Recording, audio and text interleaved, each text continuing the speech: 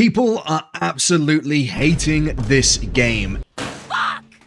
In it, you skate through a coming-of-age story about 3 teenage friends going through the throes of love, loss, and adolescent confusion as they wreak havoc on small-town America for one last night before life changes forever. This title is incredibly short and is being described by some as not even a game, but does it deserve the internet's venom? Let's talk about it.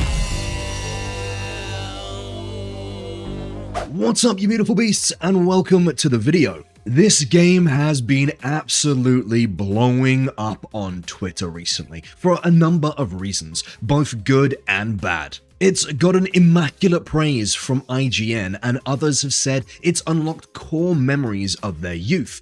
In contrast, others have completely torn it apart regarding the game having little to no actual gameplay and some inconsistencies that have the devs flagged as posers, or worse, with rumors that some people have even gone as far as to send death threats to the team. Which is mind-blowing. It's a video game, simmer down. Speaking of which, if you're interested in playing Mixtape, expect light spoilers from this point onwards. We join Stacy, Van, and Cassandra on their last day before parting ways, as Stacy leaves for New York and the other two begin a road trip to Cassandra's new college. We spend 3 hours reminiscing about the group's antics, how they came to be friends, and how they're utterly terrified about what life has in store with them after high school. Animosity threatens to pull the 3 friends apart as it's revealed that Stacy abandoned the road trip to take a chance of a lifetime by leaving the trio in hopes of striking out and landing her dream job. Meanwhile, Cassandra tries to break free of her controlling parents, and Van,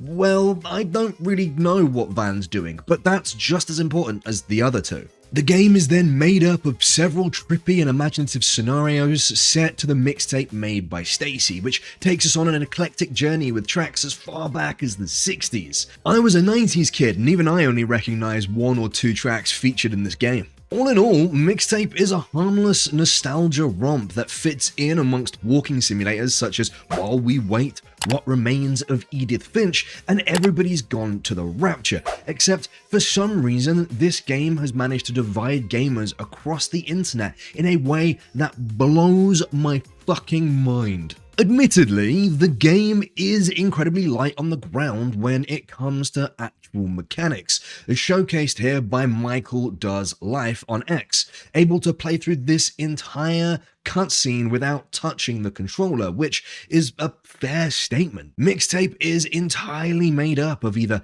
interactive cutscenes, such as where you headbang along to the beat or conduct fireworks, to contain scenes where you explore the area for additional story content. Going into this experience expecting that, I found the game charming and the story heartfelt, but I think if I'd gone in unaware expecting a Life is Strange style narrative game, I would be incredibly disappointed too. What I didn't get, however, are some of the takes from the likes of Christina Tasty on X, who said, "First thing I did in Mixtape was intentionally crash to see if anything fun happened." To which I ask, what did you want to happen? In a narrative story about the end of youth, did you want the developers to make a scene where Stacy gets fucking obliterated by the front of a car? Instead, what happens is the game rewinds and continues, which, in my opinion, keeps the pacing of the soundtrack, which is one of the key aspects of the game.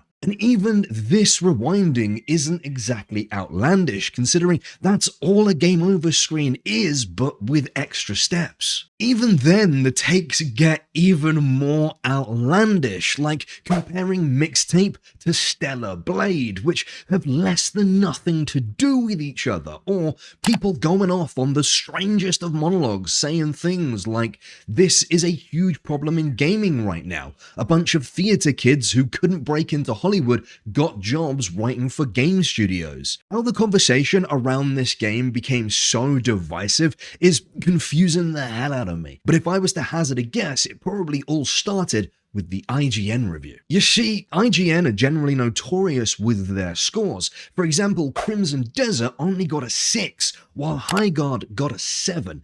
Mixtape is the only game that has scored 10 this year, with their final verdict saying, "Nostalgia is a bittersweet feeling, but one we can't help fall into the clutches of, whether by choice or not." Mixtape sets a new standard for coming-of-age stories in video games and does so with a masterful sense of style. Let's get one thing out of the way immediately. Do I agree with the 10 out of 10 rating that IGN has given?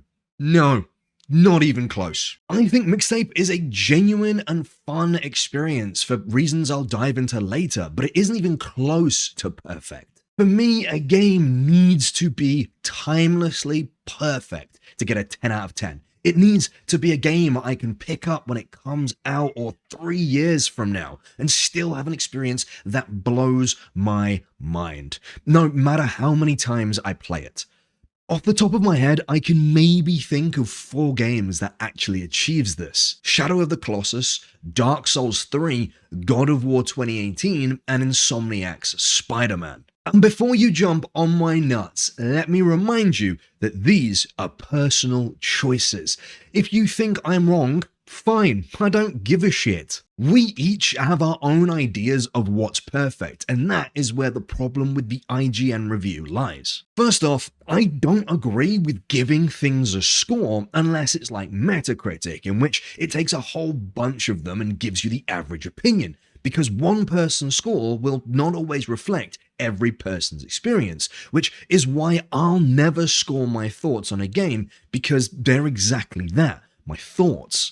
The problem seems to be when you attach a public score to them, people seem to take it as gospel rather than just an opinion. While I enjoy Mixtape, I also thought it did a lot of things wrong. I think they entirely missed a trick in not making it more akin to Life is Strange or Dispatch with narrative choices, and while I understand why they didn't, I'd be lying if I said it wasn't a shame they didn't. It could have been an awesome element that Stacy's Mixtape changed based on your choices, and you could have used the rewind feature as a power to fix the outcomes. I also think $15 for a game you can beat in 3 hours is almost criminal. The money likely went on licensing the tracks, which fed into the game's identity, nostalgia, and so forth. I don't want to linger on the topic of money in games because the nuance of game pricing is an entirely different conversation for another video, but it is kinda hard to say that a game that only lasts 3 hours is worth $15. I beat all of this game in a single sitting, and I found myself charmed by the story, the characters, and everything in between, smiling and bopping along to the music, and for me, that's as much of an experience as slaughtering enemies as Kratos or exploring the world in Skyrim. It's just a different flavor, and there's nothing wrong with having both. One of the reasons why I loved Mixtape so much was because I remember what it was like to be that teenager. As school was finishing, as college was finishing, as university was finishing, and then I was asking myself, so what now? And it was rough. Still to this day, I have a playlist full of songs from that time that every time I listen to them, I know all the words and I love it and it's great and it fills me full of memories and emotions of times back when I was younger and life maybe wasn't so hard. Maybe this story won't resonate with everybody, but because it hit me in a certain way is probably why I like the game as much as I do. I'm not going to defend its weaknesses in terms of design and how it was made, but it does what it sets out to do, and in my opinion, it does it pretty well. Another thing I really didn't understand was the scrutiny 2 specific scenes in this game got. But before that, if you're enjoying this video, whether you agree or disagree, make sure to like and subscribe and let me know your thoughts in the comments. The first scene I'm talking about is this awkward as shit kissing scene in which you wrestle both tongues. It's awkward and weird, but that's the entire point. Without context, this scene is quite the what the fuck moment, and I get it. But the idea is it's Stacy's first kiss, which for a lot of people is awkward and weird. Either way though, this scene paled in comparison to the utter war crime that was the tape rewind, or so you'd think, according to social media. You have to rewind an old cassette tape with a pencil, and the attention to detail sucks because you rewind it the wrong way, and as pointed out by many, this would likely ruin the tape. There's no defense of this game, as a game about music should have considered it. However, 30 minutes later, my character was blowing up cars by giving them the middle finger, so I find it hard to get hung up on what equates to less than 5 seconds of the game's entire runtime. There's also some conversations about it being an industry plant because it's funded by Megan Ellison, daughter of Oracle founder Larry Ellison, but the amount of horrid places money comes from in the game and movie industry is an entire circle of hell unto its own. But people are only ready for that conversation when it's a game they already don't like. The existence of Mixtape doesn't hurt anyone. It isn't devaluing other games in the market, and it isn't deleting games from the Steam store to make room for it. The only reason it's causing such an upset is because the hate is getting clicks.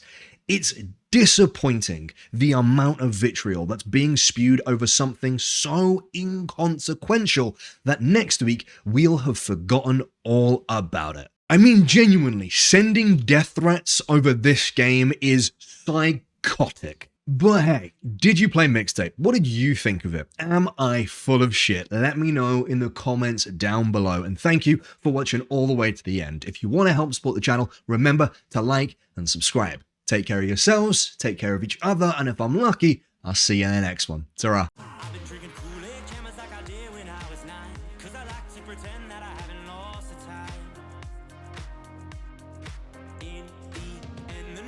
Though it tastes fine, I can only drink a couple cause it feels like a lie.